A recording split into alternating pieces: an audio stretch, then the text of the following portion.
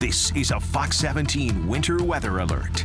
Okay, time to go, everybody. 6:15 here on a Thursday evening. I said Wednesday earlier. Thank goodness it's Thursday, because that means what is tomorrow? It's Friday, and it's New Year's Day, and it's New Year's Eve. I even forgot about that. You get so caught up doing the weather, loving what you do, and we're tracking another storm for tomorrow, in fact. And this is no joke of a storm here, folks. It's going to have some wintry mixture of freezing rain and sleet and snow, and these temperatures are going to be sufficiently below the freezing mark that there will be slippery travel, slippery everything, I think, by this time on Friday. That would be tomorrow, of course. Upper 20s to around 30 degrees we're looking at. And look at these winds, all these arrows. We've got a southwest wind in Battle Creek, a southerly wind along the lakeshore, and even a northwest wind over there towards Flint, though it's not very strong. These winds are going to be turning to the southeast by late evening and then going more easterly overnight, even a bit northeasterly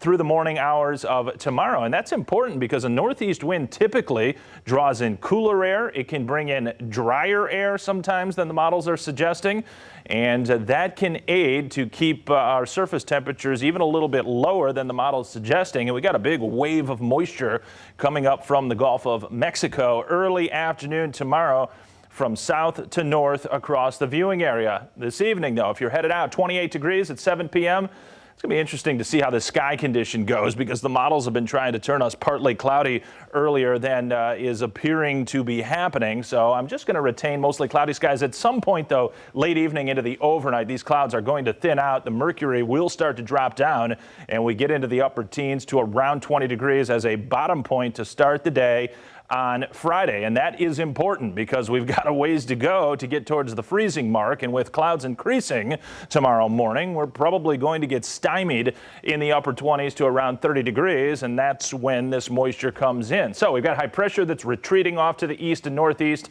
an area of low pressure in Texas that has a lot of moisture. And look at these folks in West Texas. I told you yesterday I used to work in Abilene, Texas. It's about 2 hours west of Fort Worth, and they are getting hit pretty good with some sleet and snow, the whole deal. And this corridor of advisories, we mentioned this last night on the 10 and 11 o'clock show, how that trajectory of advisories was looking to be heading towards West Michigan, and here we go. They have been issued even some ice storm warnings in central Illinois now. So we've got to watch the system closely.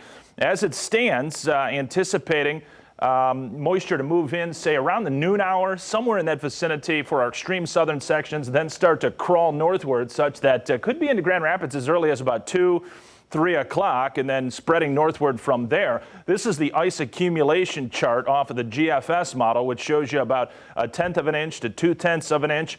Folks, there is some chance here, though, that around GR, but more particularly southward and even a bit eastward, this is where the upper level temperatures are probably going to be the mildest, but still retaining surface temps near 30 degrees. So there could be a zone that picks up even a little bit more than 2/10 of an inch of ice. And that's what we got to monitor, because you can start to get into some real problems once you get beyond that. As of right now, though, no ice storm warnings. We'll continue to track it. Latest snow accumulation is also going to be very, very interesting, because right around Grand Rapids, that's where the atmosphere is going to be cold enough, particularly later tomorrow evening, to see a change over to snow. So an inch or two or so, still anticipating around GR. Better chances for 1 inch to 3 inches off to the north. Perhaps even somebody gets a little bit more than that, but I don't see a whole lot more than that. Look at these colors, purple and pinks coming through there tomorrow afternoon and evening. Eventually, we all go over to snow.